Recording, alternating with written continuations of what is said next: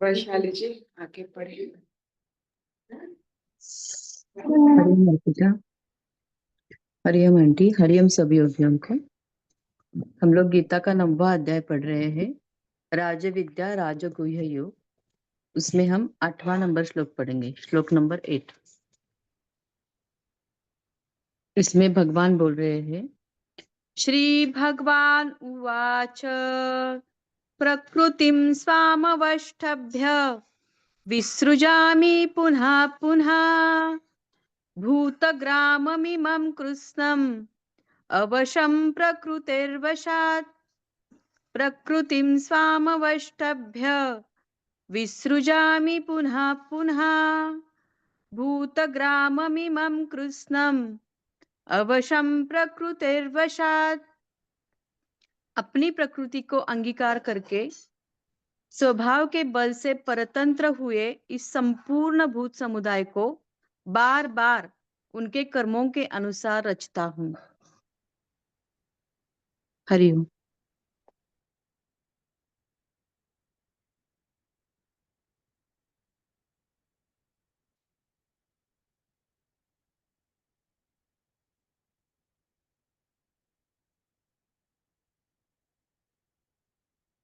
हम तो बहुत सारे मशीन्स व्यवहार करते हैं, यंत्र जिसे कहते हैं, और सब मशीन को स्टार्ट करना पड़ता है। यू हैव टू इग्नाइट, जैसे अग्नि को स्टार्ट करना पड़ता है। हर मशीन, हर यंत्र को जैसे एक इम्पैक्ट देना पड़ता है ताकि वो शुरू हो जाए, अपना काम करने की शुरू हो जाए।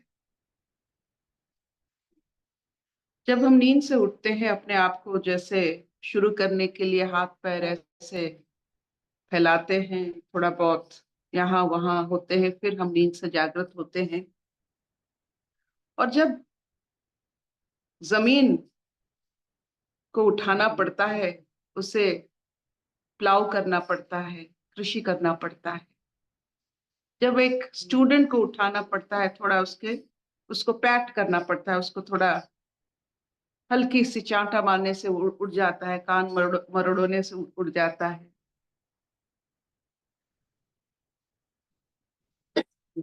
तो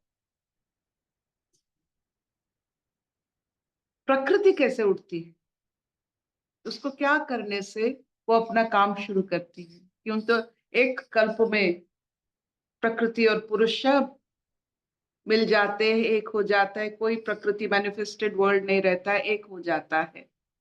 तो जब प्रकृति को स्टार्ट करना पड़ता है, कैसे होता है अपना काम, वो कैसे शुरू करती? प्रकृति जब जब पुरुष तत्व, पुरुष तत्व, पौरुष तत्व क्या होता है? पौरुष तत्व ये होता है जब आप अपनी अमाप शक्ति, जो आपके अंदर अंतर्निहित को आप प्रतिपादित करते हो, वो पौरुष है। आपकी खुद की शक्ति को आप प्रतिपादित करते हो, वो पुरुषार्थ है। जब ईश्वर की ये शक्ति प्रतिपादित होती है, वो प्रकृति बनती है, प्रकृति स्टार्ट होती है। जैसे एक व्यवहारिक सौंदर्य है सब चीजों में, नींदों से उठने के लिए, बीज डालने के लिए एक व्यवहारिक सौंदर्य है, सब सुंदर है, सब वैभव भरा होता है। वैसे प्रकृति में जब पुरुष की प्रतिपादित होता है, वो प्रकृति शुरू होता है। और एक बार प्रकृति शुरू हुआ तो 1000 युग, एक कल्प लग जाता है उसे फिर पुरुष तत्व से विलीन होने के लिए, फिर वो स्टार्ट होने के लिए, स्टार्ट रुकने के लिए 1000 युग चलता है। हम उसे नाप नहीं सकते, इसीलिए वो कल्पना की बात हो जाती है। तो सब स्टार्ट करने के लिए कुछ ना कुछ मेथड होता है। प्रकृति स्टार्ट करने के लिए पुरुष मेथड, वो तत्व एक मेथड। उसको कैसे हम समझे? बस ऐसे समझिए कि ये जो पुरुष और प्रकृति का संबंध हर समय रहता है। प्रकृति में जब कुछ ना कुछ व्यतीत हो जाता है, मतलब प्रकृति जब थोड़ा बहुत रुक जाती है, रुक जाती है, फिर पुरुष की अवतारी प्रतिपादन होता है। फिर अवतार लेना पड़ता है ईश्वर को, जब प्रकृति अपने आप चला नहीं पाती है, वो थोड़ा रूठ गई है, उसको बनाने के लिए पुरुष अवतारी रूप लेते हैं इस प्रकृति को फिर अपने रूप में ढालने के लिए। ये बार बार होता है। जब हमारे उच्चतर गुण हम अपने अंदर लेते हैं, इसमें प्रकृति की साधना होती है। जब आप अवतारी गुण आप धारण करते हैं, इसमें प्रकृति की शोधन होती है। तो आप कभी मत सोचिएगा कि आपकी ये जो दिव्य गुण किस काम की, प्रकृति को चलाने के लिए। जब भी आप दिव्य गुण धारण करोगे, अवतारी गुण धारण करोगे, ईश्वर जैसा गुण धारण करोगे, जान लेना कि आप प्रकृति को चला रहे हो और प्रकृति आपका बहुत आभारी होता है आपकी गुणों की वजह से। क्या इतना चलेगा? आपकी अवगुण प्रकृति को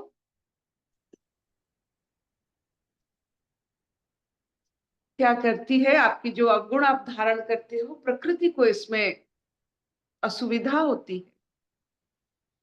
तो आप प्रकृति का हिस्सा हो। आपका गुण प्रकृति चलाने के लिए, खुद को चलाने, आप खुद एक प्रकृति के हिस्सा होते हो, लेकिन आप खुद प्रकृति से अलग नहीं हो। इसीलिए आप अगर ठीक से चलते हो, प्रकृति ठीक से चलती।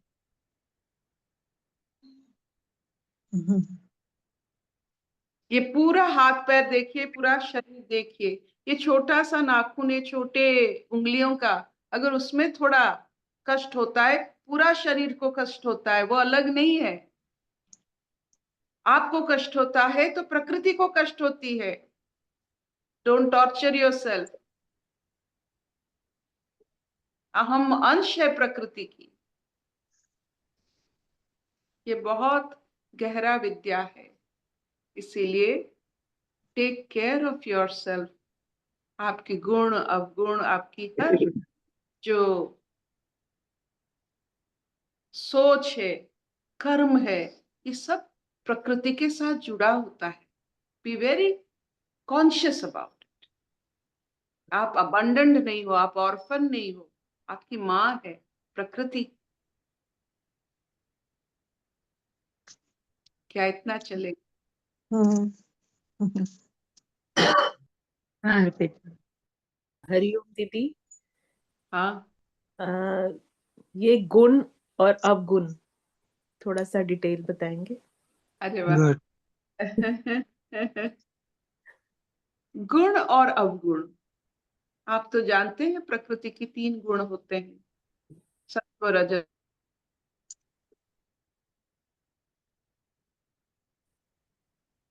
वो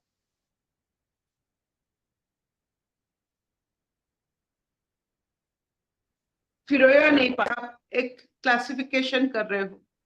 ये थोड़ा अवगुण, फिर से बताइए, आपका साइलेंट हो गया था। अरे गुण देखिए प्रकृति की, जो हमारे क्लासिफिकेशन है, ये सत्व गुण है, ये रजोगुण है, ये तमोगुण है। ठीक है। तो ये गुण है, ये अवगुण नहीं है। तमगुण में आप देखो, आपकी आलस्य एक तमगुण है, आपकी राजस एक क्रोध, ये रजगुण है, आपकी समता ये आपकी सत्व। कौन गुण है? आपका समता कौन सा गुण है? सतोगुण। हाँ, सतोगुण, समता रखना। तो ये जो गुण की क्लासिफिकेशन होता है, इसमें अवगुण कुछ नहीं होता है, ये क्लासिफिकेशन होता है। हम्म, जब आप अवगुण कहते हो, इसका मतलब है आप कोई भी गुण की क्लासिफिकेशन में नहीं हो, ना वो सत्व है, ना वो रजस है, ना वो तमो है। वो गुण कौन सा होता है? कौन सा गुण है जो इन तीन गुणों में नहीं रहता है? वही अवगुण होता है। आपकी जब आप गुण धारण करते हो, आपको अगर पता नहीं चलता है ये कौन सा गुण हम धारण कर रहे हैं, वही अवगुण है। ठीक है। अभी हम क्रोधित है, ठीक है, हम रजगुण में हैं, स्वीकार कीजिए। अकाउंटेबिलिटी ऑफ योर गुण इज योर गुण। अवगुण if you are not accountable to it, जैसे आप ही का है, ये प्रकृति से हम गुण लेते हैं, व्यवहार करते हैं प्रकृति के लिए, हमारे लिए नहीं। जब ये पता ही नहीं, वही अवगुण है। यूज ऑल गुणस but no that you are using all this गुणस, इट इज नॉट योर। बहुत ठीक। सुंदर बताया। ठीक है। जब आप हर एक गुण अगर व्यवहार करते हो, दृष्टापन लेकर उसे व्यवहार करोगे, आप देखोगे ये तीन गुणों की जरूरत पड़ती है। आलस्य की भी जरूरत पड़ती है, क्रोध की भी जरूरत पड़ती है। ये नहीं जान पाना, यही अवगुण है। यू मस्ट बी अकाउंटेबल कि जैसे पैसों की क्या खर्च करते हो, कैसे खर्च करते हो, कैसे भाव से उसे रोजगार करते हो, खर्च करते हो। आपको अगर इसका इल्म नहीं होता है, इसका मतलब है आप पूरा वैभव को समझते नहीं हो। वैसे अकाउंटेबिलिटी नहीं होता है, वही अवगुण है। Be accountable to all the गुण यू आर यूजिंग। आप व्यवहार कर रहे हो, आपका कुछ नहीं है। अब तो जब आप एक शव बन जाओगे, कौन सा गुण धारण करोगे? जीव है, शिव है, इसीलिए हम गुण धारण करते हैं।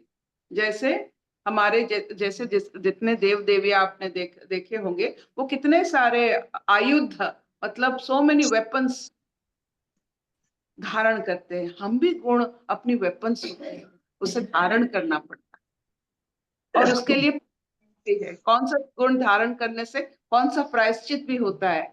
You should know. जैसे हम दवाई खाते हैं, we know the use, but we should know more about the adverse effect then the effect. तो कौन सा गुणों का क्या क्या एडवर्स इफेक्ट, ये सब जानना, इससे आ जाता है। ठीक है दीदी। क्या इतना चलेगा? बहुत सुंदर बताया। Thank you. इसमें कुछ बताने वाली तो नहीं थी, ये तो नहीं नहीं ये आपको लगता है बताने वाली नहीं है, और जिनको पता नहीं है उनके लिए तो बताने वाली बात है। बहुत अच्छा आपने बताया।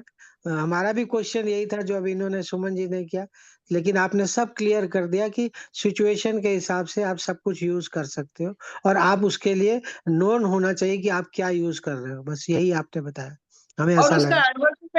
एडवर्स इफेक्ट क्या होता है, उसको क्या जानकर होगा? उसका प्रायश्चित भी करना है। हमने क्रोधित हुआ, ठीक है, घर में हाँ, क्रोध था, तो घर में कोई बाहर जाने से पहले वो क्रोध को आपको खत्म करना है।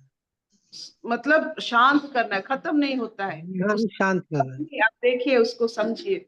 अग्नि होता है, अग्नि को आप खत्म नहीं कर सकते हो, उसको शांत करते हो। क्रोध नहीं ठीक। होता है, तो जी है जी। कोई भी गुण खत्म नहीं होता है, यहाँ भरपूर गुण है, होता है। प्रकृति गुण से गुण का संहार है। बहुत सुंदर, बहुत सुंदर। नहीं होगा।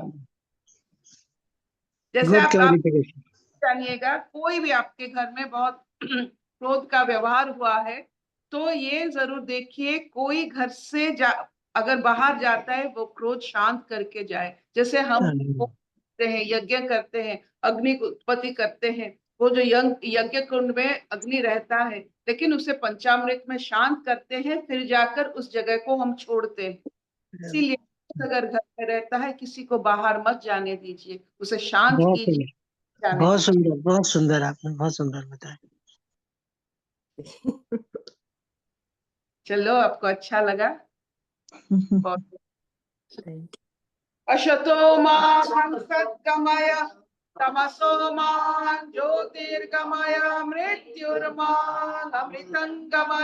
सर्वे सुखिनः सन्तु सर्वे सन्तु निरामया सर्वे भद्राणि पश्यन्तु मा कश्चित् दुःखभाग् भवेत्।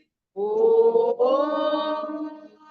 शान्ति शान्ति शांति।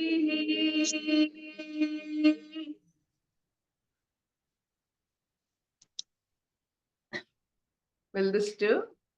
हाँ मामा।